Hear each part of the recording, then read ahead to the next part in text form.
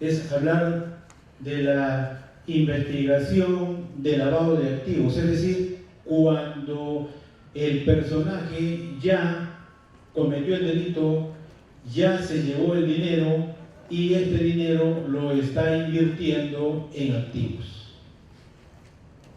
De manera que imaginemos que él ha salvado todos esos procesos, todas esas custodias, todos esos controles, se ha previsto del dinero y ya está invirtiendo. Miren, o es sumamente inteligente o está con la coparticipación de algunos elementos que hacen posible que se perpetre el evento criminal. Aquí hay una imagen que es bastante sugerente. Tenemos aquí a un funcionario público que nace del pueblo, que tiene que interactuar con el inversor para lograr esas políticas públicas que necesita el pueblo para vivir equilibradamente, y resulta que se lleva parte del dinero, seguramente para tratar de ser también como aquel empresario o buscar otra posibilidad de lograrse recursos y generar un estatus que no le corresponde. Pero la pregunta es, este eslabón que hay entre aquel funcionario público y el empresario, o el empresario y el eslabón, ¿será posible romperlo? Mire, ¿cuántos años han pasado desde que se han conocido estos temas de corrupción de funcionarios y todavía seguimos hablando de este tema, seguimos combatiéndolos y tratamos de romper este eslabón? La pregunta es, ¿se romperá en algún momento? Hoy parece ser que estamos en esta condición, como que se ha abierto el eslabón, pero seguramente pasará el tiempo y se volverá a cerrar el eslabón y seguirá lo mismo.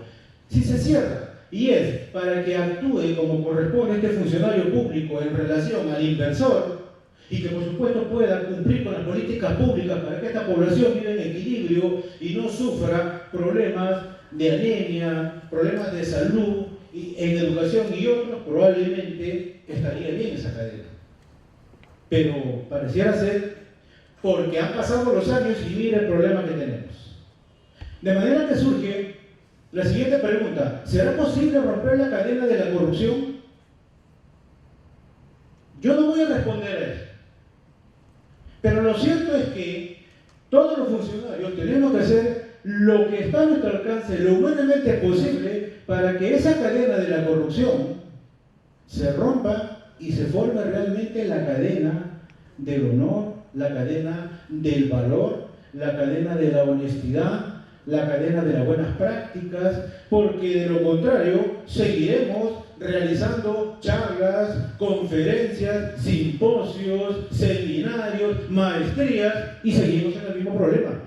Lo cierto es que este funcionario público nació del pueblo y no le interesa el pueblo una vez que llegó al poder. Lo único que hace es generar una serie de condiciones, como ya lo dijo el expositor anterior, para obtener ventajas económicas.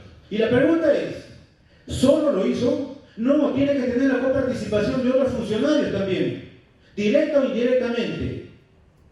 Y surge el tema, en el campo de mi responsabilidad, ¿qué es lo que tengo que hacer yo? Tengo que desamarrar, desandar todo lo que él amarró o andó para poder probar el delito de lavado de activos, porque él ya se llevó el dinero.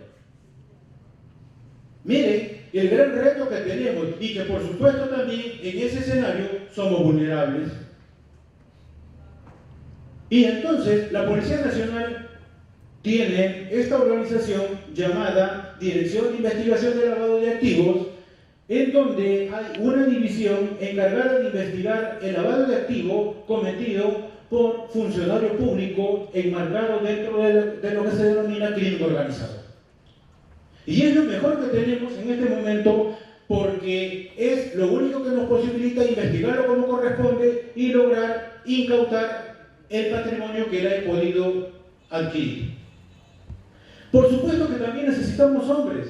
Más o menos ese es el perfil. Y digo más o menos porque necesariamente hay que ir mejorando estos procesos para lograr hombres y mujeres que tengan por lo menos este perfil, que conozcan de comercio exterior, de operaciones bancarias, del mercado bursátil, informática, contabilidad, la legislación que se aplique en el Perú, es decir, todo aquello que va a ser posible tener la posibilidad de hacerle frente a esta conducta criminal de aquel que es habitual en algunos casos. ¿Por qué? Porque va repitiendo el trabajo de actividad ilícita, por supuesto, y logra ventajas. Muy bien, aquí está el marco que ha ido madurando con el tiempo, pero ya me quedo con el último renglón, y en donde se menciona el decreto legislativo 1106, que es el que está vigente y es el que aplicamos en estos momentos para luchar contra este flagelo. Y ahí hay tres figuras importantes, que es la conversión o transferencia de ese dinero, o bien o efecto o ganancias que ha obtenido este funcionario, el ocultamiento de la tenencia, es decir, que este dinero, que es ilícito por supuesto, tiene lo inserta en el tejido social en el tejido económico, perdón, para evitar que éste sea identificado y que sea por supuesto incautado. Pero también hay otros que tienen esta modalidad del transporte, del traslado, o el ingreso o la salida de capitales ilícitos que por supuesto provienen de los actos de corrupción. Básicamente, este es el resumen de la norma que nos posibilita trabajar en ese contexto. Y nosotros tenemos dos planos de lucha contra el lavado de activos. El primero, que es un tema preventivo, y es que lo trabaja por la información que maneja la Superintendencia de Banca y Seguro a través de la Unidad de Inteligencia Financiera, que son sujetos obligados, y por supuesto en el plano represivo, que es en donde trabaja la Policía Nacional, Ministerio Público, Poder Judicial, y en fin, y otras unidades policiales como contra la corrupción, que también ve estos temas. Pero hasta que se comete el acto, porque después que ya lo ha convertido en activo, lo investigamos nosotros. Y también manejamos una triple vertiente para la investigación de este tipo de ilícitos. Trabajamos con inteligencia, trabajamos con investigación y por supuesto con un trabajo importante que es el peritaje, que es el que nos ayuda a tener una idea clara de la actividad económica de este elemento que ha trabajado en la administración pública. ¿Y por qué investigamos? ¿Cuál es el objetivo de investigar el lavado de activos? Primero es para identificar y ubicar los bienes patrimoniales. Pueden ser estos muebles o inmuebles, y también para aportar indicios y evidencias o cualquier medio probatorio, obviamente, para que a través de auditorías o de cualquier otras actividades propias de la actividad investigativa, el fiscal pueda hacer los suyos y, por supuesto, seguir el proceso como corresponde. Y, por supuesto, aplicar también las medidas coercitivas. Puede ser esta de incautación o comiso de los bienes, también puede ser que se pueden inmovilizar momentáneamente, pero lo cierto es que podríamos incluso llegar hasta la detención de personas involucradas en lavado de activos, que dicho sea de paso, son muy pocas las personas que están cumpliendo condena por estos hechos. Y aquí brevemente voy a explicar el procedimiento investigativo para lo que es lavado de activos. Y es que la investigación se inicia por disposición del fiscal o porque la policía ha copiado información, la plasma un documento, se la alcanza al Ministerio Público y se genera la carpeta fiscal, y a partir de ahí se inicia la investigación.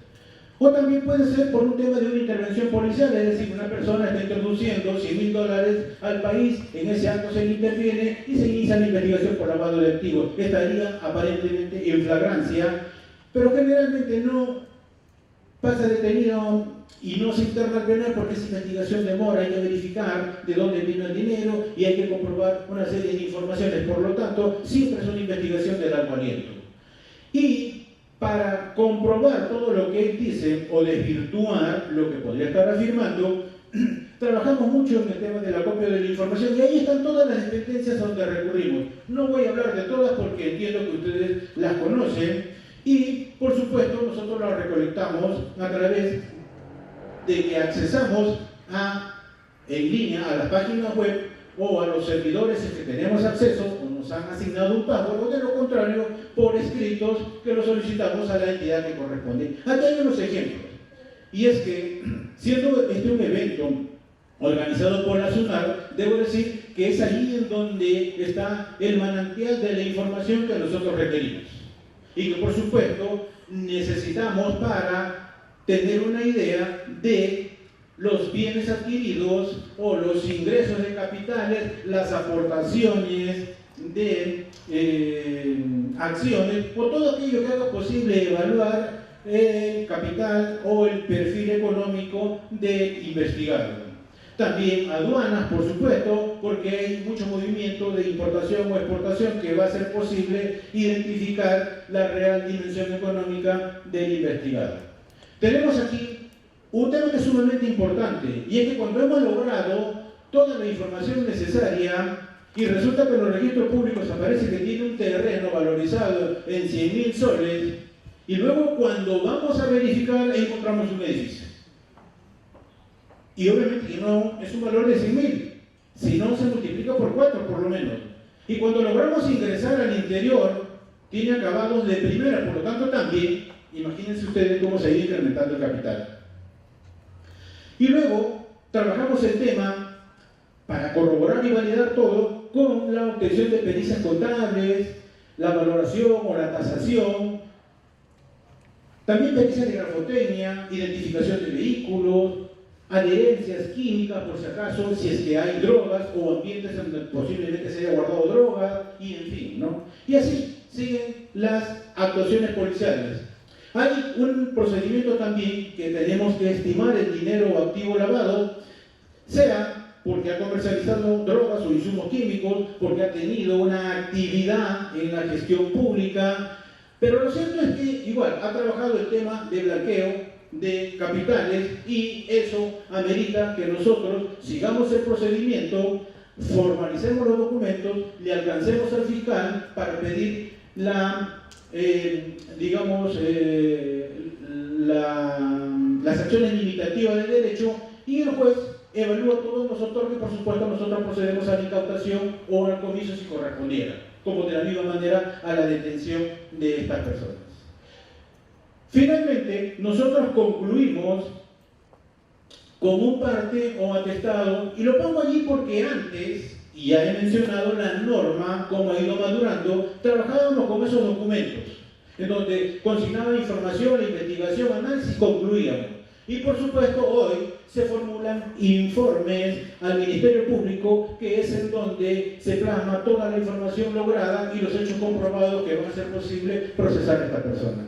Creo que he cumplido con el tiempo como lo prometí. Muchas gracias por su atención.